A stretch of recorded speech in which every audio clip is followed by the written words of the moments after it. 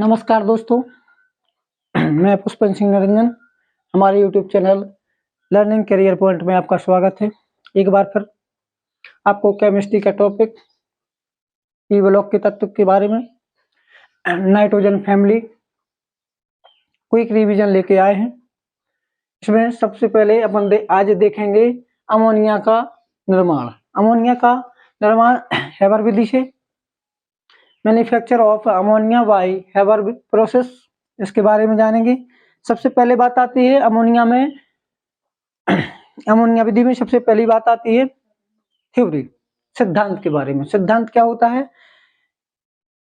1:3 में हम 1:1 में नाइट्रोजन और 3 में हाइड्रोजन लेते हैं तो हमें अमोनिया का निर्माण या अमोनिया प्राप्त हो जाती है। ठीक है बात। हमने देखा कि 1:3 में हाइड्रोजन और नाइट्रोजन गैस लेते हैं तो हमें अमोनिया प्राप्त हो जाती है। दूसरी बात, हम कैटालिस्ट Fe2O3 और प्रमोटर उसके साथ, मतलब वर्धक, उत्प्रेरक और वर्धक के रूप में मोनोमर लेते हैं MO, और 400 डिग्री सेंटीग्रेड पर इसको गर्म करते हैं और 200 से 800 रूम टेम्परेचर लेते हैं। अब हम बात जानेंगे सबसे पहले कि इसकी बनाने की विधि क्या है, इसकी प्रोसेस क्या है। ठीक है, सबसे पहले हम एक प्रेशर पंप लेते हैं। प्रेशर पंप में हम नाइट्रोजन 1 पार्ट और 3 पार्ट हाइड्रोजन प्रवाहित करवाते हैं।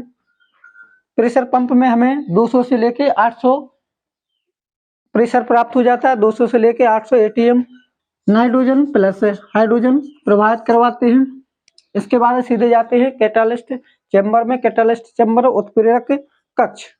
उत्प्रेरक कक्ष में हम 400 डिग्री सेंटीग्रेड पर ताप और उत्प्रेरक Fe2O3 और इसका प्रमोटर वर्धक मोनोमर लेते हैं। इसमें से हमें थोड़ी सी मात्रा में अमोनिया, और मतलब अमोनिया 10% से 25% के बीच में हमें प्राप्त हो जाती है, और हाइड्रोजन और नाइट्रोजन हमें पुनः प्राप्त हो जाती है। मतलब 10 से 25% तक हम अमोनिया प्राप्त होती है। इसके बाद जो हमने प्रोडक्ट डाले हैं, रिएक्टेंट डाले हैं, वे हमें प्राप्त हो जाते हैं, नाइट्रोजन और हाइड्रोजन। इसके बाद हम ले जाते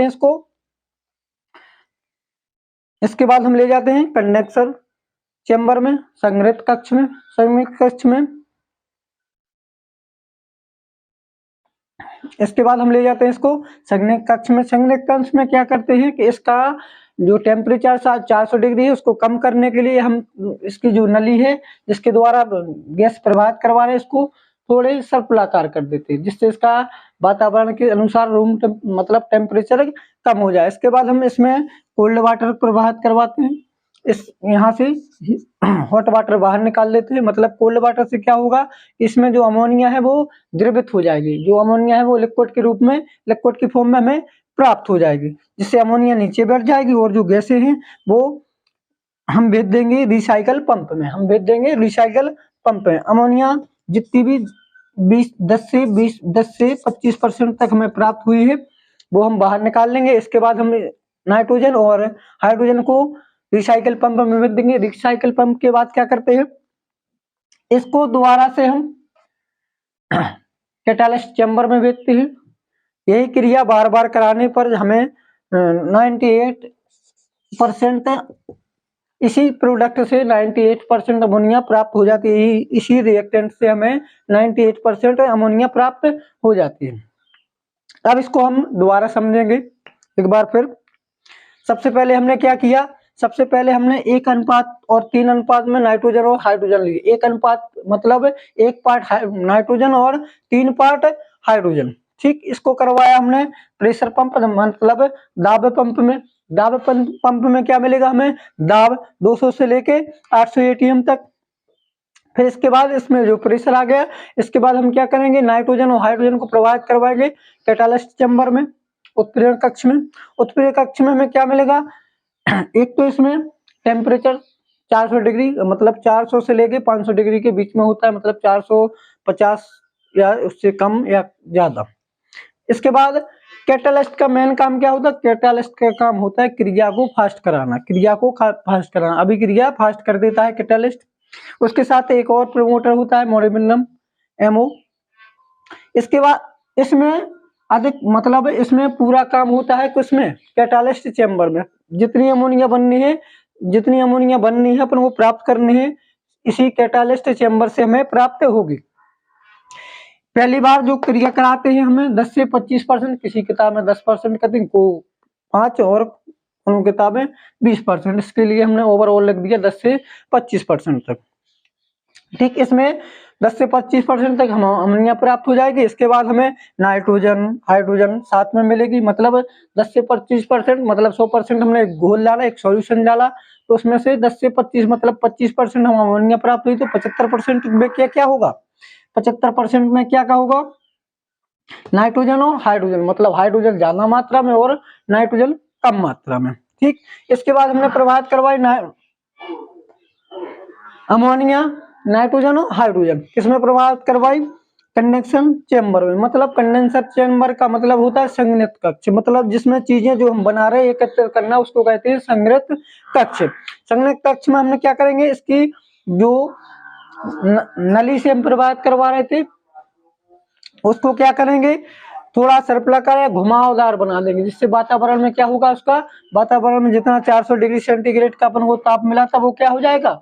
कम, धीरे धीरे कम होगा। इसके बाद हम और ठंडा करने के लिए मतलब अमोनिया को लिक्विड फॉर्म में, गैस के थ्रू अमोनिया को लिक्विड फॉर्म में लाने के लिए हम क्या करेंगे? इसमें थोड़ा जल डालेंगे ठंडा वाला, टेम्परेचर कम करने वाला, मतलब 4 डिग्री या 2 डिग्री वाला। तो उससे क्या होगा कि हमें अमोनिया जो गैस रूप में थी वह लिक्विड फॉर्म में आ जाएगी। लिक्विड फॉर्म में जितनी अमोनिया होगी वो नीचे बैठ जाएगी और जो नाइट्रोजन और हाइड्रोजन गैस होगी वो रिसाइकिल पंप में भेज देंगे। रिसाइकिल पंप में भेज के क्या करेंगे?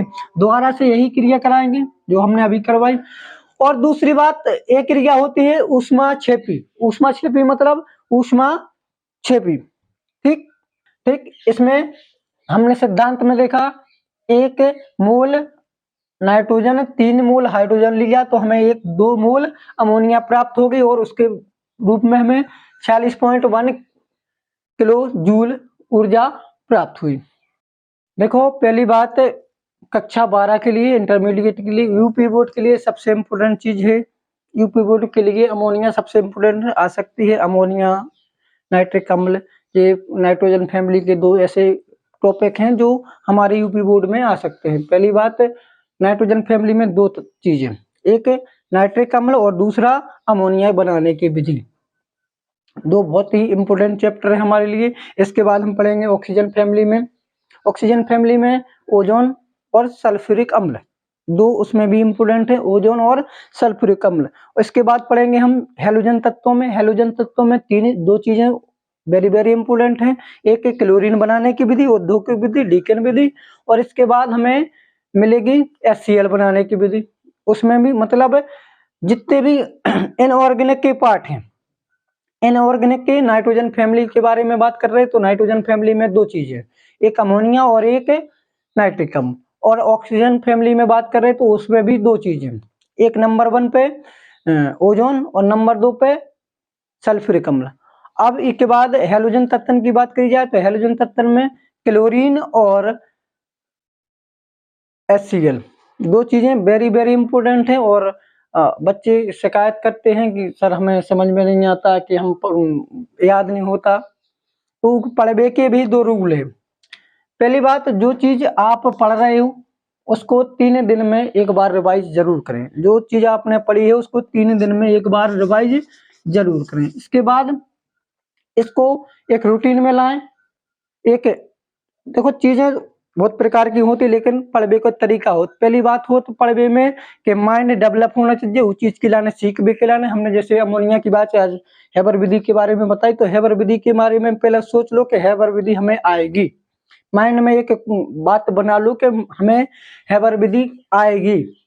पहली बात, अगर तुम पहले से नेगेटिव हो जाओ तो जितना 4 पढ़ लो लेकिन बात चीज तुम 100% श्योर नहीं कर सकते। लेकिन जब तक ये चीज को हम सोच के बैठे हैं कि हमें यह चीज आएगी, मतलब हैबर विधि हमने देखी कि अमोनिया की हैबर विधि, अमोनिया से हैबर विधि से कैसे अमोनिया प्राप्त हो, वह चीज आए तो 100% तुम्हारी आए। दूसरी बात हो पढ़वे के तरीका, हर लोग पढ़ते हैं मतलब पढ़ते रहे दिमाग और कहीं लगाएं, तो पढ़वे के तरीका मतलब कॉन्सेंट्रेट वो चीज पे बिल्कुल पूर्ण रूप से 100% दो, उसके साथ बेईमानी बिल्कुल भी नहीं करो, तो बात चीज आए। तीसरी बात हो इनमें चीजन को हमने बोले कि सर बच्चा बोले कि सर हमने पढ़ लिया लेकिन हमें मन से पढ़ा, हमने दिमाग भी लगाया कि हमने पढ़ा भी है और हमें पढ़ना भी है, जा आएगी, लेकिन फिर भी समझ में नहीं आई, तो फिर भी समझ में की बात जा होत कि उनको एक रूटीन हो, रूटीन के साथ पढ़ो तो बाटे में चीज आए। रूटीन को मतलब जो चीज हमें आज पढ़ ली हमने उसको 3 दिन बाद हम उसके रिवाइज जरूर करें। रिवाइज को मतलब जो नहीं हो कि रिवाइज तुम वहाँ एक एक पॉइंट देखो, रिवाइज को मतलब कि में जहाँ चले थे प्रेशर हो रहा हो, फिर कैटालिस्ट में जहाँ काम हो रहा हो, फिर के बाद संगणित में जो काम हो रहा हो, फिर साइकिल को दोबारा काम करें। मतलब 3 चीजें मोस्ट इम्पोर्टेंट यही में है। 10 से 25% बनने तो मतलब जो याद रखो कि में कैटालिस्ट में कैटालिस्ट चेम्बर में का हो 10 से 25% तक अमोनिया में प्राप्त हो। दूसरी बात में बात करो कि ई की काय के लाने जो बनाओगा, सिर्फ पहली बात याद रखो कि इको टेम्परेचर कम कर भी खिलाने, अमोनिया को द्रवित कर भी खिलाने, यह चीजें बनाएगी। ठीक, इसके बाद जो चीजें हैं वे बेसिक हैं, वे चीज होने फ्री साइकिल वही चीज है। फिर इसके बाद 7 दिन में वही चीजें रिवाइज करो जो हमने अमोनिया की हैबर विधि पढ़ी, इसको 7 दिन बाद फिर रिवाइज करो। सिर्फ रिवाइज करने के बाद के 5 मिनट भी दे दो ना इस चीज को, तो जा चीज तुम्हारी कंप्लीट हो जाए। फिर के बाद अपन 21 दिन में रिवाइज करो, ऐसे ही डे बना लो। फिर एक हो 30 दिन बाद रिवाइज करो, फिर एक हो 60 दिन बाद याद करो। ये चीज तुम्हारे लिए अमर हो जाएगी कभी भी। ठीक, ये थे कुछ पढ़ने के तरीके जो आप फॉलो करें, अवश्य आपको सफलता मिलेगी। हम कामना करते हैं कि आपको बोर्ड परीक्षा में बहुत अच्छी मार्कों से सफलता मिले। धन्यवाद।